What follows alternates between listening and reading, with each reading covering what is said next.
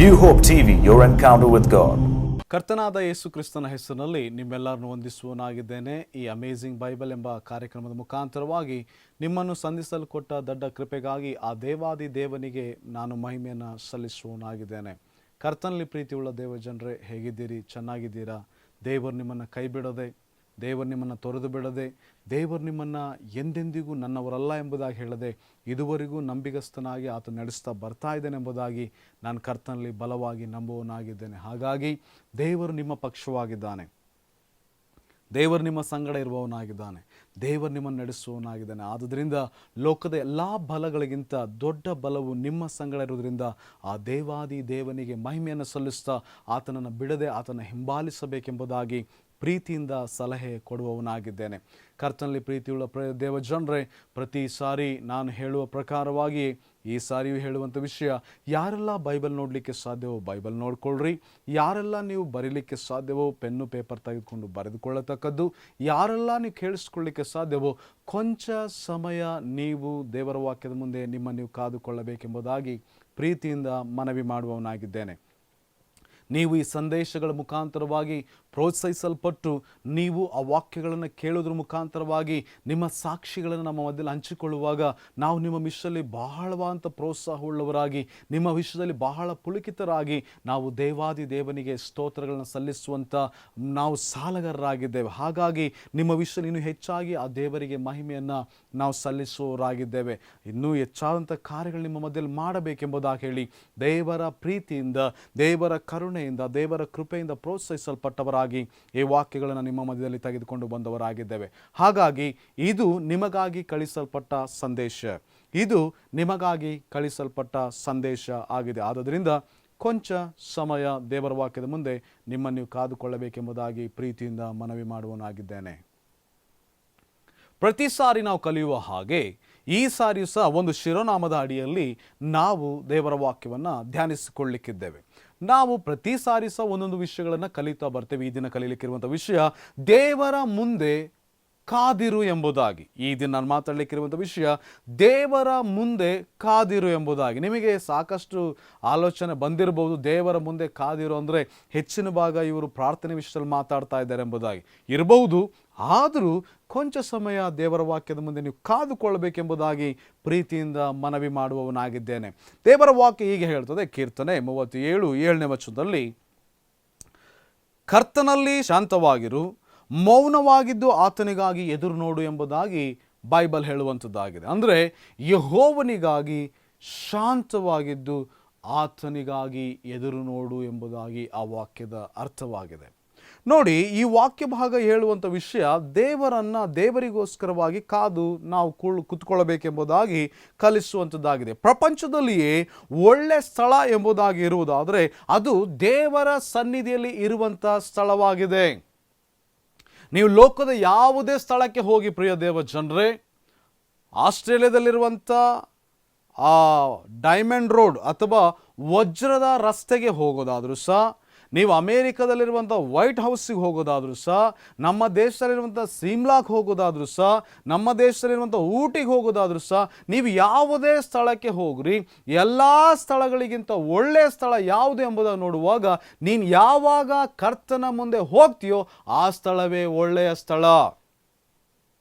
ಯಾವಾಗ ಆದಾಮ್ ಹವ್ವಳು ಪಾಪ ಮಾಡಿದ್ರೋ, ಪಾಪ ಮಾಡಿದಾಗ ಲೋಕವೆಲ್ಲ ದೇವರ ಕೋಪಕ್ಕೂ ಲೋಕವೆಲ್ಲ ದೇವರ ಶಿಕ್ಷೆಗೂ ಒಳಗಾಯಿತು. ಮತ್ತಿನ್ನೊಂದು ಮಾತನ್ನು ಹೇಳೋದಾದರೆ, ಆದಿಕಾಂಡ 6ನೇ ಅಧ್ಯಾಯದಲ್ಲಿ ಲೋಕವೆಲ್ಲ ಪಾಪದಿಂದ ತುಂಬಿ ಹೋಯಿತು ಎಂಬುದಾಗಿ ನಾವು ದೇವರ ವಾಕ್ಯವನ್ನು ನೋಡ್ತೇವೆ. ಆದರೆ ಕರ್ತನಾದ ದೇವರು ಮೋಶೆಗೆ ಆ ಉರಿಯುವ ಪೊದೆಯಲ್ಲಿ ವಿಮೋಚನ ಕಾಂಡದಲ್ಲಿ ದರ್ಶನ ಕೊಡುವಾಗ ಆತನು ಹೇಳಿದಂಥ ವಿಷಯ, ನೀನು ನಿಂತಿರುವಂಥ ಸ್ಥಳ ಪರಿಶುದ್ಧವಾದ್ದು, ನಿನ್ನ ಕಾಲಲ್ಲಿರುವ ಕೆರೆಗಳನ್ನು ಬಿಚ್ಚಿ ಹಾಕು.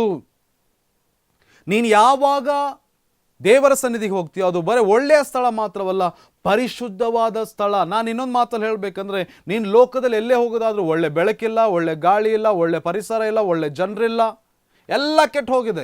ಒಂದು ವೇಳೆ ನೀನು ದೇವರ ಸನ್ನಿಧಿಯಲ್ಲಿ ಯಾರಾದರೆ ಅಲ್ಲಿ ಒಳ್ಳೆ ಗಾಳಿ ಇರಬಹುದು, ಒಳ್ಳೆ ಪರಿಸರ ಇರ್ಬೋದು, ಒಳ್ಳೆ ವ್ಯಕ್ತಿಗಳು ಸಿಗ್ಬೋದು ನಿನಗೆ. ಯಾಕಂದರೆ ಅದು ಪರಿಶುದ್ಧವಾದ ಒಳ್ಳೆಯ ಸ್ಥಳವಾಗಿದೆ. ಹಾಗೆಯೇ ಪ್ರಪಂಚದಲ್ಲಿ ಒಳ್ಳೆ ದಿನ ಅಂತ ಇರೋದಾದರೆ ಅದು ಯಾವುದು ಎಂಬುದನ್ನು ನೋಡುವಾಗ ನೀನು ಯಾವಾಗ ದೇವರಿಗಾಗಿ ಯಾವ ಸಮಯವನ್ನು ಕೊಡ್ತೀಯೋ ಅಥವಾ ಯಾವ ದಿನವನ್ನು ನೀನು ದೇವರಿಗೆ ಕೊಡ್ತೀಯೋ ಅದೇ ಒಳ್ಳೆಯ ಸಮಯ ಆಗಿದೆ, ಒಳ್ಳೆಯ ದಿನವಾಗಿದೆ. ಆದ್ದರಿಂದ ನಾನು ಯಾವಾಗಲೂ ಹೇಳುವಂಥ ವಿಷಯ ಏನಪ್ಪ ಅಂದರೆ ಭಾನುವಾರ ದಿನವನ್ನು ವಿಶೇಷವೆಂಬುದಾಗಿ ಎಣಿಸ್ರಿ. ಯಾಕಂದರೆ ಅದು ಕರ್ತನಿಗಾಗಿ ನಾವು ವಾರಕ್ಕೆ ಒಂದು ದಿವಸ ಕೊಡುವಂಥ ವಿಷಯವಾಗಿದೆ.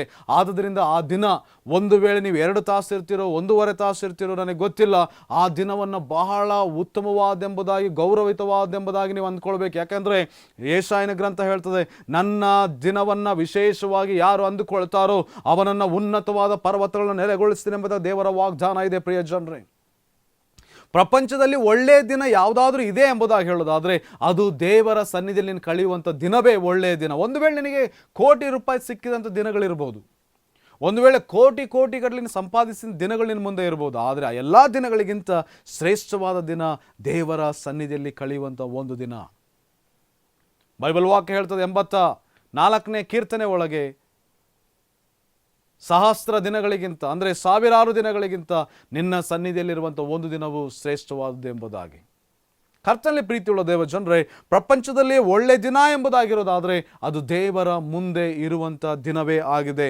ಹಾಗೆಯೇ ಪ್ರಪಂಚದಲ್ಲಿಯೇ ಸಂತೋಷ ಇರುವಂಥ ಸ್ಥಳ ಎಂಬುದಾಗಿ ನೀವು ಹೇಳೋದಾದರೆ ಅದು ದೇವರ ಸನ್ನಿಧಿ. ನೋಡ್ರಿ, ಲೋಕದಲ್ಲಿ ನೀವು ಎಲ್ಲೇ ಹೋಗೋದಾದ್ರೂ ಸಂತೋಷ ಸಿಗ್ತದೆ, ನಿಮಗೆ ಉಲ್ಲಾಸ ಸಿಗ್ತದೆ. ಇನ್ನೊಂದು ಮಾತು ಹೇಳಬೇಕಂದ್ರೆ, ನೀವು ಉಲ್ಲಾಸಗೊಂಡು ಬಹಳವಾಗಿ ಪುಳಕಿತರಾಗಿ ಒಂದು ಕೊಂಚ ಸಮಯ ಎಲ್ಲ ನೋವನ್ನು ಮರೆಯುವಂಥ ಸಂತೋಷ ನಿಮಗೆ ಸಿಗ್ಬೋದು. ಆದರೆ ಒಬ್ಬ ವ್ಯಕ್ತಿಗೆ ಪರಿಪೂರ್ಣವಾದಂಥ ಸಂತೋಷ ಸಿಗಲಿಕ್ಕೆ ಸಾಧ್ಯ ಇಲ್ಲ. ನೀವು ಲೋಕದಲ್ಲಿ ಯಾವುದೇ ಸ್ಥಳಕ್ಕೆ ಹೋಗ್ರಿ, ನೋಡ್ರಿ, ಭಾಳ ಜನ ಕುಡಿದು ನಾನು ಸಂತೋಷ ಪಡ್ತೀನಿ ಎಂಬುದಾಗಿ ಕುಡಿತಾರೆ. ಆ ಕುಡಿಯೋದ್ರಿಂದ ಏನಾಗ್ತದೆ ಅಂದರೆ ಅವ್ರು ಅಂದ್ಕೊಳ್ತಾರೆ ನನಗೆ ಸಂತೋಷ ಸಿಗ್ತದೆ ಎಂಬುದಾಗಿ. ಆದರೆ ಕುಡಿಯುವಷ್ಟು ಆ ಮತ್ತು ಇರುವ ತನಕ ಅವ್ರು ಸಂತೋಷದಲ್ಲೇ ಇರ್ತಾನೆ. ಆದರೆ ಕುಡಿದ ನಂತರ ಮತ್ತೆ ದುಃಖಕ್ಕೆ ಒಳಗಾಗ್ತಾನೆ. ಯಾಕಂದರೆ ಮತ್ತು ಹೆಚ್ಚಾಗಿ ಕುಡಿಬೇಕು ಅವನು. ಅದಕ್ಕಾಗಿ ಹಣವನ್ನು ಸಂಪಾದಿಸಬೇಕು, ಹಣ ತಂದುಕೊಳ್ಬೇಕು. ಹೀಗೆ ಯಾವುದೋ ಒಂದು ವಿಷಯದಲ್ಲಿ ನಾವು ಸಂತೋಷ ಪಡ್ಲಿಕ್ಕೆ ಹೋದರೂ ಸಹ ಅದು ಕೊಂಚ ಸಮಯ ಮಾತ್ರವೇ ಸಂತೋಷ ಸಿಗುವಂಥದ್ದಾಗಿದೆ. ಆದರೆ ಲೋಕದಲ್ಲಿ ನೀನು ಯಾವುದೇ ಸ್ಥಳಕ್ಕೆ ಹೋಗು, ನಿನಗೆ ಪರಿಪೂರ್ಣವಾದಂಥ ಸಂತೋಷ ಸಿಗಲಿಕ್ಕೆ ಸಾಧ್ಯ ಇಲ್ಲ. ನಾನು ರಕ್ಷಣೆ ಹೊಂದುವುದಕ್ಕಿಂತ ಮೊದಲು ಬೆಳಗ್ಗೆ ನಾನು ಎದ್ದು ಮನೆಯನ್ನು ಬಿಡೋದಾದರೆ, ಮೊದಲು ನಮ್ಮ ಮನೆಯ ಪಕ್ಕದಲ್ಲಿ ಒಂದು ಸಿನಿಮಾ ಟ್ಯಾಕೀಸ್ ಇರುವಂಥದ್ದಾಗಿತ್ತು. ಆ ಟ್ಯಾಕೀಸ್ಗೆ ಮಾರ್ನಿಂಗ್ ಶೋ ಹೋಗ್ತಾ ಇದ್ದೆ ನಾನು, ಅಥವಾ ಇನ್ನೊಂದು ಮಾತಲ್ಲಿ ಹೇಳಬೇಕಂದ್ರೆ ಬೆಳಗಿನ ಆಟ ಎಂಬುದಾಗಿ ಹೇಳ್ತಾರೆ. ಅಲ್ಲಿ ಹೋಗಿ ಅದನ್ನು ಕೊಂಚ ಸಮಯ ಅಲ್ಲಿ ಯಾವುದೋ ಒಂದು ಸಿನಿಮಾವನ್ನು ನೋಡಿ ಕೊಂಚ ಸಮಯ ನಾನು ಸಂತೋಷಪಟ್ಟು ಹೊರಗೆ ಬರ್ತಾ ಇದ್ದೆ. ಮತ್ತೆ ನನ್ನ ಹೃದಯ ರೋಧಿಸಲಿಕ್ಕೆ ಪ್ರಾರಂಭಿಸ್ತಾ ಇತ್ತು. ಯಾವಾಗ ಹೃದಯ ರೋಧಿಸಲಿಕ್ಕೆ ಪ್ರಾರಂಭಿಸ್ತಿತ್ತು, ನಾನು ಅವಾಗ ಏನು ಮಾಡ್ತಿದ್ದೆ, ಕ್ಯಾರಮ್ ಕ್ಲಬ್ಬಿಗೆ ಹೋಗ್ತಾ ಇದ್ದೆ. ಕ್ಯಾರಮ್ ಕ್ಲಬ್ಬಿಗೆ ಹೋದ್ರೆ ನನ್ನ ಸ್ನೇಹಿತರೆಲ್ಲ ಇರ್ತಾ ಇದ್ರು. ಅಲ್ಲಿ ಕೊಂಚ ಸಮಯ ಗೇಮ್ ಆಡ್ತಾ ಇದ್ದೆ. ಗೇಮ್ ಆಡುವಾಗ ನನಗೆ ಏನು ಪ್ರಾಬ್ಲಮ್ ಇರಲಿಲ್ಲ, ಭಾಳ ಸಂತೋಷವಾಗಿರ್ತಿದ್ದೆ. ಆದರೆ ಅಲ್ಲಿಂದ ಆಚೆ ಬರುವಾಗ ಮತ್ತೆ ನನಗೆ ಸಮಸ್ಯೆ ಬರಲಿಕ್ಕೆ ಪ್ರಾರಂಭಿಸ್ತಿತ್ತು. ಯಾವಾಗ ಹೃದಯ ರೋಧಿಸಲಿಕ್ಕೆ ಪ್ರಾರಂಭಿಸ್ತಿದ್ದೆ ಆವಾಗ ಏನು ಮಾಡ್ತಾ ಇದ್ದಪ್ಪ ಅಂದರೆ ಧೂಮಪಾನ ಮಾಡಲಿಕ್ಕೆ ಹೋಗ್ತಾ ಇದ್ದೆ, ಅಥವಾ ಗುಟ್ಕ ತಿನ್ಲಿಕ್ಕೆ ಹೋಗ್ತಾ ಇದ್ದೆ. ಪಾನ್ ಪರಕ್ ಎಂಬುದಾಗಿ ಹೇಳ್ತಾರೆ, ಅವೆಲ್ಲವುಗಳನ್ನ ತಿನ್ನಲಿಕ್ಕೆ ನಾನು ಹೋಗ್ತಾ ಇದ್ದೆ. ತಿಂದರೂ ಸಹ ಆ ಕೊಂಚ ಸಮಯ ನನಗೆ ಭಾಳ ಚೆನ್ನಾಗಿ ಅನ್ನಿಸ್ತಾ ಇತ್ತು. ಆದರೂ ಅದರ ನಂತರ ಮತ್ತೆ ನನ್ನ ಹೃದಯ ರೋಧಿಸಲಿಕ್ಕೆ ಪ್ರಾರಂಭಿಸ್ತಿತ್ತು. ನಾನು ರಕ್ಷಣೆ ಹೊಂದೋದಕ್ಕಿಂತ ಮೊದಲು ನಾನು ಹೇಗೋ ಹಗಲು ದಿನವನ್ನು ಕಳೆದು ಬಿಡ್ತಿದ್ದೆ. ಆದರೆ ರಾತ್ರಿ ಅಂತ ಬರೋದಾದರೆ ನನ್ನ ಜೀವನದಲ್ಲಿ ಅದಕ್ಕಿಂತ ದೊಡ್ಡ ನರಕ ಇನ್ನೊಂದಿರಲಿಕ್ಕಿಲ್ಲ. ಪ್ರಿಯ ದೇವ ಜನರೇ, ಕೆಲವು ಸರ್ತಿ ನಾನು ಮನೆಗೆ ಹೋದರೆ ನನಗೆ ಸಮಸ್ಯೆ ಆಗ್ಬೋದು ಎಂಬುದಾಗಿ ಹೇಳಿ ರಾತ್ರಿ 12 ಗಂಟೆ ತನಕ ಫಸ್ಟ್ ಶೋ ಸೆಕೆಂಡ್ ಶೋ ಎರಡನ್ನೂ ನೋಡಿ ನಾನು ಸಿನಿಮಾ ನೋಡಿ ನಾನು ಮನೆಗೆ ಹೋಗ್ತಾ ಇದ್ದೆ. ಮನೆಗೆ ಹೋದರೆ ನಿದ್ರೆ ಬರ್ತಾ ಇರಲಿಲ್ಲ. ಯಾಕಂದರೆ ವೇದನೆ, ಒಂದು ಪರಿಪೂರ್ಣವಾದ ಸಂತೋಷ ಇಲ್ಲ. ಕೊಂಚ ಸಮಯ ಲೋಕದಲ್ಲಿ ನೀನು ಯಾವುದೇ ತಗೊಳ್ಳೋದಾದ್ರೂ ಸಹ ಕೊಂಚ ಕ್ಷಣಕ್ಕೆ ಮಾತ್ರವೇ ನಿನಗೆ ಸಂತೋಷ ಸಿಗ್ತದೆ. ಆದರೆ ನಾನು ಕರ್ತನಾದ ಯೇಸು ಕ್ರಿಸ್ತ ನಂಬಿಕೊಂಡಾಗ ನನಗೆ ಹಣದಿಂದ ಸಂತೋಷ ಬರಲಿಲ್ಲ, ಜನರಿಂದ ಸಂತೋಷ ಬರಲಿಲ್ಲ, ಸ್ನೇಹಿತರಿಂದ ಸಂತೋಷ ಬರಲಿಲ್ಲ. ಕರ್ತನಾದ ಯೇಸು ನನ್ನ ಹೃದಯಗಳನ್ನು ತುಂಬಿ ತುಳುಕುವಂಥ ಸಂತೋಷ ನನಗೆ ಕೊಟ್ಟ. ಪ್ರಿಯ ಜನರೇ, ಆಗ ನಾನು ಕರ್ತನ ಸನ್ನಿಧಿಯಲ್ಲಿ ಹೆಚ್ಚಾದ ಸಮಯವನ್ನು ಕಳೀಲಿಕ್ಕೆ ಪ್ರಾರಂಭಿಸಿದೆ. ಆಗ ನನಗೆ ಗೊತ್ತಾಯಿತು ದೇವರ ಸನ್ನಿಧಿಯಲ್ಲಿ ಪರಿಪೂರ್ಣವಾದ ಸಂತೋಷ ಇದೆ ಎಂಬುದಾಗಿ. ನೋಡ್ರಿ, ಪ್ರಪಂಚದಲ್ಲಿ ಯಾವ ಸ್ಥಳವೂ ಸಹ ಒಳ್ಳೆ ಸ್ಥಳವಿಲ್ಲ. ನೀನು ಯಾವಾಗ ದೇವರ ಸನ್ನಿಧಿಗೆ ಹೋಗ್ತೀಯೋ ಅದೇ ಒಳ್ಳೆ ಸ್ಥಳ. ಪ್ರಪಂಚದಲ್ಲಿಯೇ ಒಳ್ಳೆ ದಿನ ಎಂಬುದಾಗಿರೋದಾದ್ರೆ ಅದು ದೇವರ ಸನ್ನಿಧಿಗೆ ನೀನು ಯಾವಾಗ ಹೋಗ್ತೀಯೋ ಆ ದಿನವೇ. ಪ್ರಪಂಚದಲ್ಲಿಯೇ ನಿನಗೆ ಸಂತೋಷ ಅಲ್ಲ ರೀ, ಪರಿಪೂರ್ಣವಾದ ಸಂತೋಷ ಕೊಡುವಂಥ ಈ ವಿಷಯ ಎಲ್ಲಾದರೂ ಇದೆ ಅಂದರೆ ಅದು ದೇವರ ಸನ್ನಿಧಿ ಮಾತ್ರವೇ. ದೇವರ ಸನ್ನಿಧಿ ಮಾತ್ರವೇ. ದೇವರ ಸನ್ನಿಧಿಯಲ್ಲಿ ಮಾತ್ರ ನಿನಗೆ ಪರಿಪೂರ್ಣವಾದಂಥ ಸಂತೋಷ ಇರುವಂಥದ್ದಾಗಿದೆ. ಹಾಗೆಯೇ ಪ್ರಪಂಚದಲ್ಲಿಯೇ ಬಿಡುಗಡೆ ಇರುವಂಥ ಸ್ಥಳ ಎಂಬುದಾಗಿ ಹೊಂದಿರೋದಾದರೆ ಅದು ಕೇವಲ ದೇವರ ಸನ್ನಿಧಿ. ನಾವು ಒಂದು ವೇಳೆ ಸ್ಟೇಷನ್ಗೆ ಹೋಗ್ಬೋದು, ಒಂದು ವೇಳೆ ಕೋರ್ಟಿಗೆ ಹೋಗ್ಬೋದು, ಒಂದು ವೇಳೆ ಹಿರಿಯರ ಬಳಿಗೆ ಹೋಗ್ಬೋದು, ಅಧಿಕಾರಿಗಳ ಬಳಿಗೆ ಹೋಗ್ಬೋದು, ಎಲ್ಲಿ ಹೋದ್ರೂ ನಮಗೆ ಬಿಡುಗಡೆ ಇಲ್ಲ. ಒಂದು ವೇಳೆ ನಮಗೆ ಬಿಡುಗಡೆ ಎಂಬ ಒಂದು ಸ್ಥಳ ಇರೋದಾದರೆ ಅದು ಒಂದೇ ಒಂದು ಸ್ಥಳ, ಅದು ದೇವರ ಸನ್ನಿಧಿ. ದೇವರ ಸನ್ನಿಧಿಗೆ ಹೋದಾಗ ಪ್ರತಿಯೊಬ್ಬನಿಗೂ ಬಿಡುಗಡೆ ಸಿಗುವಂಥದ್ದಾಗಿದೆ. ಆದ್ದರಿಂದ ನಾನು ಯಾವಾಗಲೂ ನಮ್ಮ ಸಭೆಯಲ್ಲಿ ಒಂದು ಮಾತನ್ನು ಹೇಳ್ತಾ ಇರ್ತೇನೆ, ನೀವು ಪ್ರಾರ್ಥನೆಗೆ ಎಂಬುದಾಗಿ ಹೋದಾಗ ಬರೀ ಪ್ರಾರ್ಥನೆಗಂತ ಹೋಗಬೇಡ್ರಿ, ಕರ್ತನ ಬಳಿಗೆ ಹೋಗ್ರಿ, ಕರ್ತನಲ್ಲಿ ಹೋಗ್ರಿ, ಕರ್ತನೊಳಗೆ ನೆಲೆಗೊಳ್ರಿ, ಕರ್ತನಲ್ಲಿ ಆಳವಾಗಿ ಇಳಿರಿ ಎಂಬುದಾಗಿ. ಯಾಕಂದರೆ ಅಲ್ಲಿ ಕರ್ತನಿರುವವನಾಗಿದ್ದಾನೆ, ಅಲ್ಲಿ ದೇವರಿರುವವನಾಗಿದ್ದಾನೆ. ಪ್ರಿಯ ದೇವರ ಮಗುವೆ, ಅಲ್ಲಿ ದೇವರಿರುವವನಾಗಿದ್ದಾನೆ. ಲೋಕದಲ್ಲಿಯೇ ಬಿಡುಗಡೆ ಇರುವಂಥ ಸ್ಥಳ ಒಂದೇ ಒಂದು, ಅದು ದೇವರ ಸನ್ನಿಧಿ. ಹಾಗೆಯೇ ಪ್ರಪಂಚದಲ್ಲಿಯೇ ಎಲ್ಲದಕ್ಕೂ ಪರಿಹಾರ ಎಲ್ಲಾದರೂ ಇದೆಯಪ್ಪ ಅಂದರೆ, ಎಲ್ಲ ರೀತಿಯ ಪರಿಹಾರ ಎಲ್ಲಾದರೂ ಇದೆ ಅಂದರೆ ಅದು ದೇವರ ಸನ್ನಿಧಿ ಮಾತ್ರ. ದೇವರ ಸನ್ನಿಧಿ ಎಲ್ಲ ವಿಷಯಗಳಿಗೂ ಪರಿಹಾರ ಕೊಟ್ಬಿಡ್ತದ, ಆರೋಗ್ಯ ಕೊಡ್ತದ, ಸಹಾಯ ತಗೊಂಡು ಬರ್ತದ, ಸಾಲಗಳನ್ನ ತೀರಿಸ್ತದ, ನಿನಗೆ ಸಹಾಯಗಳನ್ನು ಒದಗಿಸಿ ಕೊಡ್ತದ, ಸಂತೋಷ ಕೊಡ್ತದ, ನಿನ್ನ ಮಕ್ಕಳ ಭವಿಷ್ಯವನ್ನು ರೂಪಿಸ್ತದ, ನಿನ್ನ ಕುಟುಂಬವನ್ನು ಕಟ್ತದ. ಹೌದು, ಸಾಧ್ಯ ಇದೆ. ನೀನು ಅಂದುಕೊಂಡಿದ್ದಕ್ಕಿಂತ ಹೆಚ್ಚಾಗಿ ಲೋಕದ ಎಲ್ಲ ಸಮಸ್ಯೆಗಳಿಗೆ ಪರಿಹಾರ ಎಲ್ಲಿದೆ ಅಂತ ನೋಡುವಾಗ ದೇವರ ಸನ್ನಿಧಿ. ಭಾಳ ಜನ ಅಂದ್ಕೊಳ್ತಾರೆ ಕಾನೂನು ಮುಖಾಂತರವಾಗಿ ದೇಶದ ಸಂಪೂರ್ಣವಾಗಿ ದೇಶವು ಪರಿಹಾರ ಹೊಂದಿಕೊಳ್ತದೆ, ಅದಕ್ಕೆ ಬೇಕಾದ ಎಲ್ಲ ರೀತಿಯ ಪರಿಹಾರಗಳು ಸಿಗ್ತದೆ ಎಂಬುದಾಗಿ ಅಂದ್ಕೊಳ್ತಾರೆ. ಇಲ್ಲ ಪ್ರಿಯ ಜನರೇ, ದೇವರ ಸನ್ನಿಧಿ ಒಂದೇ ನಮಗೆ ಪರಿಪೂರ್ಣವಾದಂಥ ಪರಿಹಾರ ಕೊಡುವಂಥದ್ದಾಗಿದೆ. ಯಾವುದೇ ಕೆಲಸಕ್ಕೆ ನೀವು ರಿಸಲ್ಟ್ ಬೇಕಾ, ಯಾವುದೇ ಕೆಲಸಕ್ಕೆ ನೀವು ಪರಿಹಾರ ಬೇಕಾ, ಯಾವುದೇ ಸಮಸ್ಯೆಗೆ ಪರಿಹಾರ ಬೇಕಾ, ನಿನ್ನ ಕುಟುಂಬದ ಸಮಸ್ಯೆಗೆ, ನಿನ್ನ ಮಕ್ಕಳ ಸಮಸ್ಯೆಗೆ, ನಿನ್ನ ಎಲ್ಲ ರೀತಿಯ ಸಮಸ್ಯೆಗಳಿಗೆ ಪರಿಹಾರ ಬೇಕಾ, ದೇವರ ಸನ್ನಿಧಿಯಲ್ಲಿ ಎಲ್ಲದಕ್ಕೂ ಉತ್ತರ ಇದೆ. ಪ್ರಿಯ ದೇವ ಜನರೇ, ನಾನು ಪ್ರಪಂಚದಲ್ಲಿಯೇ ಕಂಡುಕೊಂಡಂಥ ಒಂದೇ ಒಂದು ಸ್ಥಳ, ನಾನು ಬಹಳವಾಗಿ ಸೋತು ಹೋದಾಗ, ನಾನು ಬಹಳವಾಗಿ ನೊಂದು ಹೋದಾಗ, ಎಲ್ಲರಿಂದ ಕೈಬಿಡಲ್ಪಟ್ಟಾಗ, ನಿರಾಶೆಗೆ ಒಳಗಾದಾಗ, ನಿಂದೆ ಅಪಮಾನಗಳನ್ನು ಅನುಭವಿಸಿದಾಗ ನನಗೆ ಒಂದೇ ಒಂದು ಸ್ಥಳ ನನ್ನ ತಬ್ಬಿ ಹಿಡಿಯುವಂಥದ್ದಾಗಿದೆ. ಪ್ರಿಯ ಜನರೇ, ಆ ಸ್ಥಳ ಯಾವುದಂದರೆ ದೇವರ ಸನ್ನಿಧಿ. ಎಷ್ಟೋ ಸರ್ತಿ ದಿನಗಟ್ಟಲೆ ನಾನು ಹೊರಗಡೆ ಮುಖ ತೋರಿಸುವುದೇ, ಕರ್ತನೇ ದೇವರೇ ನನಗೆ ಸಹಾಯ ಮಾಡು, ನನ್ನ ನಿಂದೆಗಳು, ಅಪಮಾನಗಳು, ನನ್ನ ಹೋರಾಟಗಳು, ಸೇವೆಯಲ್ಲಿ ಸಹಾಯ ಇಲ್ಲದೆ ಗೊಂದಲಗಳಲ್ಲಿ ಗಲಿಬಿಲಿಗಳಲ್ಲಿ ಹೋಗುವಾಗ ದೇವರ ಸನ್ನಿಧಿಗೆ ಹೋದಾಗ ದೇವರ ಸನ್ನಿಧಿಯಲ್ಲಿ ತಬ್ಬುವಂಥ ಕರಗಳನ್ನ ನೋಡಿದ್ದೇನೆ. ಪ್ರಿಯ ದೇವ ಜನರೇ, ಪ್ರಪಂಚದಲ್ಲಿಯೇ ಒಳ್ಳೆ ಸ್ಥಳ, ಎಲ್ಲದಕ್ಕೂ ಪರಿಹಾರ ಇರುವಂಥ ಸ್ಥಳ ದೇವರ ಸನ್ನಿಧಿ. ಯಾರು ದೇವರ ಸನ್ನಿಧಿಯಲ್ಲಿ ಇರ್ತಾನೋ ಅವನು ಯಾವುದಕ್ಕೂ ಭಯಪಡುವಂಥ ಅಗತ್ಯತೆ ಇಲ್ಲ. ಯಾಕಂದರೆ ಎಲ್ಲದಕ್ಕೂ ಸೊಲ್ಯೂಷನ್ ಅವನಿಗೆ ಅಲ್ಲೇ ಸಿಗುವಂಥದ್ದಾಗಿದೆ, ಎಲ್ಲದಕ್ಕೂ ಪರಿಹಾರ ಅಲ್ಲೇ ಸಿಗುವಂಥದ್ದಾಗಿದೆ. ಆಗಾಗ ಅವನು ಯಾವುದಕ್ಕೂ ಅಂಜೋದಿಲ್ಲ, ಜಗ್ಗೋದಿಲ್ಲ, ಬಗ್ಗೋದಿಲ್ಲ. ಯಾಕಂದರೆ ಅವನಿಗೆ ಗೊತ್ತುಂಟು ಅವನ ಪರಿಹಾರ ಎಲ್ಲಿದೆ ಎಂಬುದಾಗಿ. ಪ್ರೀತಿಯುಳ್ಳ ದೇವ ಜನರೇ, ದೇವರ ಸನ್ನಿಧಿಯಲ್ಲಿ ಎಲ್ಲ ರೀತಿಯ ಪರಿಹಾರ ಇದೆ. ಕೀರ್ತನೆ 34:4 ವಚನದಲ್ಲಿ ಹೀಗೆ ಹೇಳ್ತದೆ, ಸಕಲ ಭೀತಿಯಿಂದ ಆತನನ್ನು ಬಿಡಿಸಿದ್ನು. ನಾನು ಕರ್ತನಲ್ಲಿ ಬೇಡಿಕೊಂಡೆ, ಆತನ ಸಕಲ ರೀತಿಯ ಭೀತಿ. ಸಕಲ ಅನ್ನುವಾಗ ಇನ್ನೊಂದು ಮಾತು ಹೇಳಬೇಕಂದ್ರೆ, ಸಕಲ ಜನರಲ್ಲಿರುವಂಥ ಇರುವ ಭೀತಿ ದೇವರ ಸನ್ನಿಧಿಯಲ್ಲಿ ಬಿಡುಗಡೆ ಆಗುವಂಥದ್ದಾಗಿದೆ. ಪ್ರಿಯ ದೇವರ ಮಗುವೆ, ಎಷ್ಟೋ ಜನರು ಇವತ್ತು ದೇವರ ನಂಬಿಕೊಂಡು ಸಾಲಗಳಿಗೆ ಸಿಕ್ಕಿ ಹಾಕ್ಕೊಂಡು, ಸಾಲಗಳನ್ನ ತೀರಿಸಲಿಕ್ಕಾಗದೆ ಆ ಭೀತಿಗೆ ಸಿಕ್ಕಿ ಹಾಕ್ಕೊಂಡು, ದೇವರ ಪ್ರಾರ್ಥನೆಯನ್ನು ಮರೆತು, ದೇವರ ವಾಕ್ಯವನ್ನು ಮರೆತು, ದೇವರ ಸಭೆಯನ್ನು ಮರೆತು ಎಷ್ಟು ಜನರು ಇವತ್ತು ಮುಖ ಮರೆಸ್ಕೊಂಡು ತಿರುಗುತ್ತಾ ಇದ್ದಾರೆ. ಒಂದು ವೇಳೆ ಈ ವಾಕ್ಯ ನೀನು ಕೇಳಿಸ್ಕೊಳ್ತಿರುವಾಗ ಒಂದು ವೇಳೆ ನೀನೇ ಸಾಲಗಾರನಾಗಿ ಇಂಥ ಪರಿಸ್ಥಿತಿಯಲ್ಲಿ ಇರೋದಾದರೆ, ಇವತ್ತು ನಿನಗೆ ನಾ ಹೇಳುವಂಥ ವಿಷಯ ಏನಪ್ಪ ಅಂದರೆ, ದೇವರ ಸನ್ನಿಧಿ ಸಮಸ್ತವನ್ನು ಬದಲಾಯಿಸಲಿಕ್ಕೆ ಸಾಧ್ಯ. ನೀನು ಜ್ಞಾನದಿಂದ ಮಾಡಿದೆಯೋ ಅಜ್ಞಾನದಿಂದ ಮಾಡಿದೋ ಅದು ವಿಷಯ ಅಲ್ಲ. ನೀನು ಒಂದು ವೇಳೆ ಈಗಲೂ ಸಹ ಕರ್ತನ ಮುಂದೆ ಹೋಗೋದಾದರೆ, ಕರ್ತನ ಮುಂದೆ ಆತನ ಮುಂದೆ ನೀನು ಹೋಗೋದಾದರೆ, ಆತನ ಅದನ್ನೂ ಸಹ ಬದಲಾಯಿಸಲಿಕ್ಕೆ ಶಕ್ತನಾಗಿದ್ದಾನೆ. ಲೋಕದಲ್ಲಿ ಎಲ್ಲದಕ್ಕೂ ಕ್ಷಮಾಪಣೆ ಇದೆ ರೀ, ಒಂದೇ ಒಂದಕ್ಕೆ ಕ್ಷಮಾಪಣೆ ಇಲ್ಲ. ಯಾವುದಕ್ಕಂದರೆ ಯಾರು ದೇವರ ಬಳಿಗೆ ಹೋಗೋದಿಲ್ವೋ ಅವರಿಗೆ ಕ್ಷಮಾಪಣೆ ಇಲ್ಲ. ಅಥವಾ ಇನ್ನೊಂದು ಮಾತು ಹೇಳಬೇಕಂದ್ರೆ, ಪಶ್ಚಾತ್ತಾಪ ಪಡೋದಿಲ್ವೋ, ಹೋಗೋ ಕರ್ತನ ತಪ್ಪು ಮಾಡಿದ್ದೆ, ನನಗೆ ಕ್ಷಮಿಸು, ನನಗೆ ಸಹಾಯ ಮಾಡೆಂಬುದಾಗಿ ಯಾರು ಹೋಗೋದಿಲ್ವೋ ಅದು ಅವರಲ್ಲಿ ಕ್ಷಮಿಸಲ್ಪಡೋದಿಲ್ಲ. ಅಂದರೆ ದೇವ್ರು ಕ್ಷಮಿಸ್ಲಿಕ್ಕೆ ಮನಸ್ಸಿಲ್ಲ ಅಂತಲ್ಲ, ಅವ್ರ ಕ್ಷಮಾಪಣೆ ಕೇಳದೆ ಹೋದ ಕಾರಣ ಅದು ಕ್ಷಮಿಸಲ್ಪಡಲಿಲ್ಲ. ಪ್ರೀತಿ ಉಳ್ಳ ದೇವರ ಮಗುವೆ, ಎಷ್ಟೋ ಜನರು ಇವತ್ತು ಅವರು ಮಾಡಿಕೊಂಡಂಥ ಸಮಸ್ಯೆಗಳಿಗೆ ಬಚ್ಚಿಟ್ಟುಕೊಂಡವರಾಗಿ ಹೋರಾಟದಲ್ಲಿ ಸಂಕಟಗಳಲ್ಲಿ ಇರುವಂಥವರಾಗಿದೆ. ನೋಡಿ, ಲೋಕದಲ್ಲಿ ಇರುವಂಥ ಸಕಲ ಭೀತಿ ಅಂದರೆ ಎಲ್ಲ ರೀತಿಯ ನೋವು ಅಂತ ತಗೊಳ್ರಿ. ನೀವು ಎಲ್ಲ ರೀತಿಯ ಸಮಸ್ಯೆ ಅಂತ ತಗೊಳ್ರಿ. ಆ ಎಲ್ಲ ಸಮಸ್ಯೆಗಳಿಗೆ ಪರಿಹಾರ ಎಲ್ಲಿದೆ ಅಂದರೆ ಕರ್ತನ ಸನ್ನಿಧಿ. ಹಾಗಾದರೆ ನಿನಗಿರುವಂಥ ನೋವು ಯಾವುದು? ನೀನು ಒಂದು ವೇಳೆ ನಿನ್ನ ಮಕ್ಕಳನ್ನ ಕಳ್ಕೊಳ್ತೀನಿ ಎಂಬ ಭಯ ನಿನ್ನನ್ನು ಕಾಡ್ತಾ ಇದೆಯಾ? ಒಂದು ವೇಳೆ ನಿನ್ನ ತಂದೆ ತಾಯಿಗಳನ್ನ ಕಳ್ಕೊಳ್ತೀನಿ ಎಂಬ ಭಯ ನಿನಗಿದೆಯಾ? ಒಂದು ವೇಳೆ ಗಂಡನನ್ನು ಕಳ್ಕೊಳ್ತೀನಿ ಎಂಬ ಭಯ ನಿನಗಿದೆಯಾ? ಒಂದು ವೇಳೆ ಹೆಂಡತಿಯನ್ನು ಕಳ್ಕೊಳ್ತೀನಿ ಎಂಬ ಭಯ ನಿನಗಿದೆಯಾ? ಒಂದು ವೇಳೆ ಕೆಲಸ ಕಳ್ಕೊಳ್ತೀನಿ ಎಂಬ ಭಯ ನಿನಗಿದೆಯಾ? ಒಂದು ವೇಳೆ ಹಣ ಕಳ್ಕೊಳ್ತೀನಿ ಎಂಬ ಭಯ ನಿನಗಿದೆಯಾ? ಒಂದು ವೇಳೆ ಮೋಸ ಹೋಗ್ತೀನಿ ಎಂಬ ಭಯ ನಿನಗಿದೆಯಾ? ಯಾವ ಭಯ ನಿನ್ನನ್ನು ಕಾಡ್ತಾ ಇದೆ? ದೇವರ ಸನ್ನಿಧಿಯಲ್ಲಿ ಎಲ್ಲದಕ್ಕೂ ಪರಿಹಾರ ಇದೆ. ನನ್ನ ಮಾತಲ್ಲ, ದೇವರ ವಾಕ್ಯ. ಸಕಲ ಭೀತಿಯಿಂದ ಕರ್ತನನ್ನು ಬಿಡಿಸಿದನು ಎಂಬುದಾಗಿ ಕೀರ್ತನೆ 34:4 ವಚನದಲ್ಲಿ ನಾವು ಇರೋದನ್ನು ನಾವು ನೋಡ್ತೇವೆ. ಹಾಗೆಯೇ 50ನೇ ಕೀರ್ತನೆ 15ನೇ ವಚನಕ್ಕೆ ನೀವು ಹೋಗೋದಾದರೆ, ಇಕ್ಕಟ್ಟಿನ ನನ್ನ ಕರೆ, ನಾನು ಸಕಲ ಇಕ್ಕಟ್ಟಿನಿಂದ ನಿನ್ನನ್ನು ಬಿಡಿಸ್ತೇನೆ, ಆಗ ನನ್ನ ಕೊಂಡಾಡ್ತಿ ಎಂಬುದು ದೇವರ ವಾಕ್ಯ ಇದೆ. ದೇವರು ತಾನೇ ನಿನಗಾಗಿ ಬಿಡಿಸಲಿಕ್ಕೆ ಮನಸ್ಸುಳ್ಳವನಾಗಿದ್ದಾನೆ. ನೋಡ್ರಿ, ಇಸ್ರಾಯೇಲರ ಹೃದಯಗಳನ್ನು ದೇವರು ಪರೀಕ್ಷಿಸಲಿಕ್ಕೆ ಪ್ರಾರಂಭಿಸಿದ್ರಂತೆ. ಧರ್ಮೋಪದೇಶ ಕಾಂಡ 8ನೇ ಅಧ್ಯಾಯದ ನೀವು ಮುಂದಿನ ವಾಕ್ಯ, ನೀವು ಮುಂದೆ 2ನೇ ವಚನಕ್ಕೆ ನೀವು ಹೋಗೋದಾದರೆ ಅಲ್ಲಿ ಹೀಗೆ ಹೇಳ್ತದೆ, ದೇವರು ಇಸ್ರಾಯೇಲರ ಹೃದಯಗಳನ್ನು ಪರೀಕ್ಷಿಸಲಿಕ್ಕೆ ಪ್ರಾರಂಭಿಸಿದ್ನಂತೆ. ಆದರೆ 78ನೇ ಕೀರ್ತನೆ ಒಳಗೆ ಇಸ್ರಾಯೇಲರ ಹೃದಯದ ಕುರಿತಾಗಿ ಒಂದು ವಾಕ್ಯ ಬರಲ್ಪಟ್ಟದೆ, ಅವರ ಹೃದಯದಲ್ಲಿ ಯಾವಾಗಲೂ ದೇವರನ್ನು ಶೋಧಿಸುವಂಥ ಮನಸ್ಸಿತ್ತಂತೆ.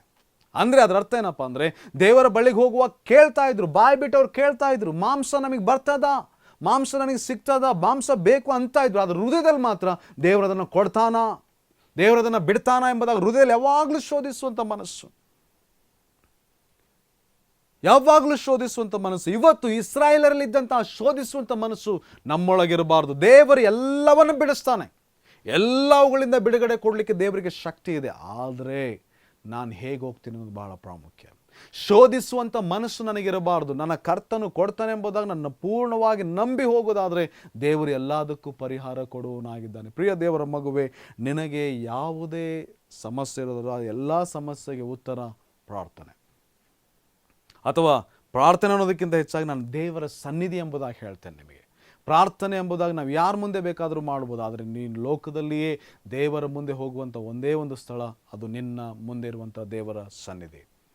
ಹಾಗಾಗಿ ದೇವರ ಸನ್ನಿಧಿಯಲ್ಲಿ ಎಲ್ಲದಕ್ಕೂ ಪರಿಹಾರ ಇರುವಾಗ ನಾವು ದೇವರ ಸನ್ನಿಧಿಗೆ ಹೋಗೋದನ್ನು ಮರಿಲೇಬಾರ್ದು. ಪ್ರಿಯ ದೇವರ ಮಕ್ಕಳೇ, ನಮಗೆಲ್ಲದಕ್ಕೂ ಪರಿಹಾರ ಇದೆ. ಒಂದಿನ ಸಿಗದೆ ಇರ್ಬೋದು, 2ನೇ ದಿನಕ್ಕೆ ಅದಕ್ಕೆ ಉತ್ತರ ಬಂದೇ ಬರ್ತದೆ. ದೇವರು ಖಂಡಿತವಾಗಲೂ ಅದಕ್ಕೆ ಕೊಡುವವನಾಗಿದ್ದಾನೆ, ಖಂಡಿತವಾಗಲೂ ಅದನ್ನು ನಡೆಸುವವನಾಗಿದ್ದಾನೆ. ನೋಡ್ರಿ, ನಾವು ಪ್ರಾರ್ಥನೆಗೆ ಹೋಗುವಾಗ 2 ವಿಷಯಗಳನ್ನ ಮಾಡ್ತೇವೆ. ಮೊದಲನೇದು ದೇವರ ಬಳಿಗೆ ಹೋಗ್ತೇವೆ, 2ನೇದಾಗಿ ಪ್ರಾರ್ಥನೆ ಮನವಿಗಳು ಮಾಡ್ತೇವೆ. ನಾವೆಲ್ಲರೂ ಮಾಡುವಂಥದ್ದು ಪ್ರಾರ್ಥನೆ ಎಂಬುದಾಗಿ ಹೇಳುವಾಗ ಫಸ್ಟ್ ನಾವು ದೇವರ ಮುಂದೆ ಹೋಗ್ತೇವೆ, ಆಮೇಲೆ ನಮ್ಮ ಪ್ರಾರ್ಥನಾ ಮನವಿಗಳನ್ನ ನಾವು ಹೇಳಲಿಕ್ಕೆ ಪ್ರಾರಂಭಿಸ್ತೇವೆ. ಭಾಳಷ್ಟು ಜನ ಯಾವುದ್ರಲ್ಲಿ ಆತ್ಕೊಂಡಿರ್ತಾರಪ್ಪ ಅಂದರೆ ಪ್ರಾರ್ಥನೆ ಒಳಗೆ ಆತ್ಕೊಂಡಿರ್ತಾರೆ. ಬರೀ ಪ್ರಾರ್ಥನೆ ಮಾಡೋದು, ಹೇಳೋದು ಯಾವಾಗಲೂ ಹೇಳ್ತಾ ಇರ್ತಾರೆ.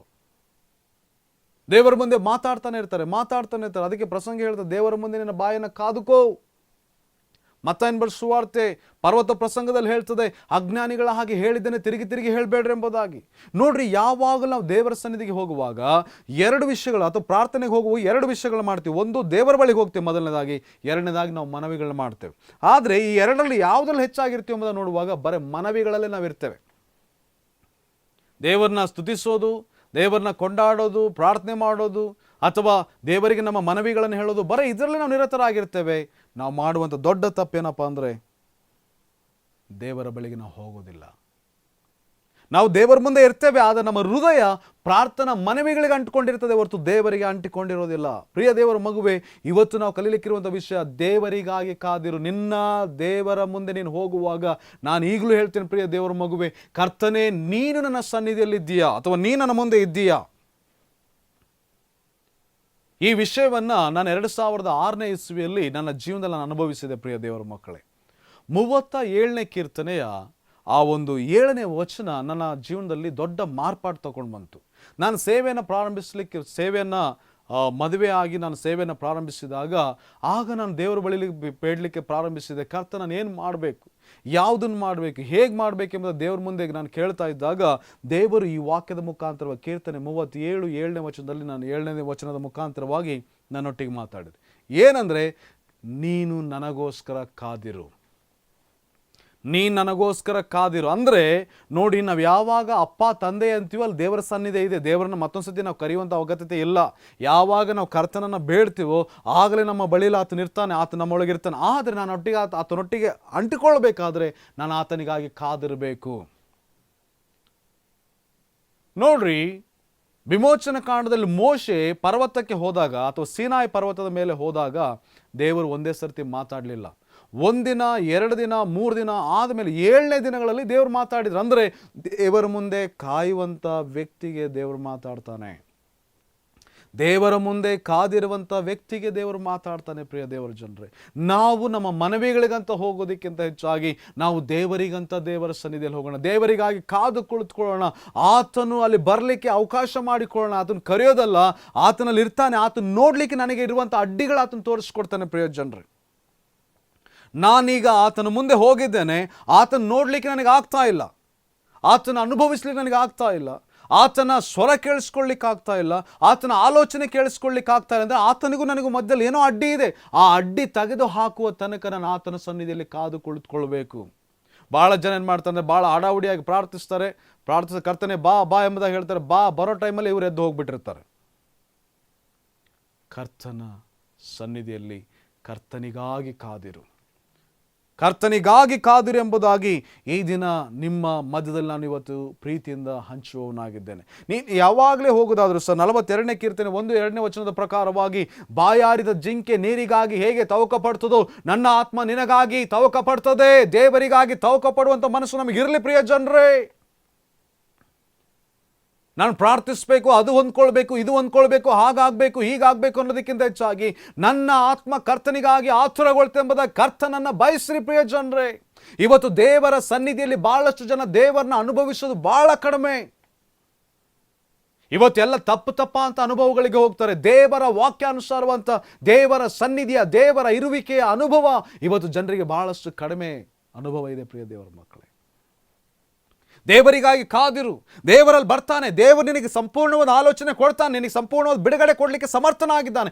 ದೇವರು ಬಂದರೆ ಎಲ್ಲ ಬಿಡುಗಡೆ ನಿನಗೆ ಸಿಗುವಂಥದ್ದಾಗಿದೆ. ಮತ್ತೊಂದು ಹೇಳ್ತೇನೆ, ನಿಮಗೆ ದೇವರು ಅಲ್ಲಿರೋದಾದರೆ ಸಮಸ್ತವು ಬಿಡುಗಡೆ ಆಗುವಂಥದ್ದಾಗಿದೆ. ಹಾಗಾಗಿ ಕರ್ತನೇ, ನಿನ್ನ ಬರುವಿಕೆಗಾಗಿ ನಾನು ಕಾದುಕೊಳ್ತಿದ್ದೇನೆ. ಒಂದು ವೇಳೆ ನೀನು ಇಲ್ಲಿ ಇದ್ರೂ ಸಹ ನನ್ನ ಆತ್ಮ ನಿನ್ನೊಟ್ಟಿಗಿಲ್ಲದೆ ಹೋದರೆ ನನ್ನ ಆತ್ಮವನ್ನು ಸಿದ್ಧಪಡಿಸು, ನನ್ನ ಆತ್ಮವನ್ನು ಸರಿಪಡಿಸು. ನಾನು ನಿನ್ನನ್ನು ನೋಡಬೇಕು ಕರ್ತನೆ, ನಾನು ನಿನ್ನೊಟ್ಟಿಗೆ ಇರಬೇಕು ದೇವರೇ, ನನ್ನ ಸಮಸ್ಯೆಗಳು ಬಿಡುಗಡೆ ಆಗಬೇಕು ದೇವರೇ ಎಂಬುದಾಗಿ ಕರ್ತನಿಗಾಗಿ ಕಾದು ಕುಳಿತುಕೊಳ್ಬೇಕೆಂಬುದಾಗಿ ದಿನ ಪ್ರೀತಿಯಿಂದ ಸಲಹೆ ಕೊಡುವವನಾಗಿದ್ದಾನೆ. ಭಾಳ ಜನ ಪ್ರಾರ್ಥನೆಗೆ ಹೊಡ್ತಾರೆ, ಕರ್ತನಿಗೆ ಬಳಿ ಹೋಗೋದು ಭಾಳ ಕಡಿಮೆ. ಒಂದು ವೇಳೆ ಪ್ರತಿಯೊಬ್ಬನು ಕರ್ತನ ಮುಂದೆ ಹೋಗೋದಾದರೆ, ಒಂದು ಕುಟುಂಬದಲ್ಲಿರುವಂಥ 5 ಜನವು ಕರ್ತನ್ನೇ ಅವರು ಸಂಪೂರ್ಣವಾಗಿ ಮುಂದೆ ಹೋಗೋದಾದರೆ, ಪ್ರಿಯ ದೇವರ ಜನರೇ, ಅವರು ಮಹಿಮೆಯಾಗಿ ಇರುವಂಥವರಾಗಿದ್ದಾರೆ. ಹಾಗಾಗಿ ಇವತ್ತು ನಾನು ಪ್ರೀತಿಯಿಂದ ನಿನ್ನನ್ನು ಪ್ರೋತ್ಸಾಹಿಸ್ತೇನೆ. ಸನ್ನಿಧಿಗೆ ಹೋಗು, ದೇವರ ಸನ್ನಿಧಿಗೆ ಹೋಗು, ದೇವರನ್ನ ಸನ್ನಿಧಿಯಲ್ಲಿ ಕೂತ್ಕೋ.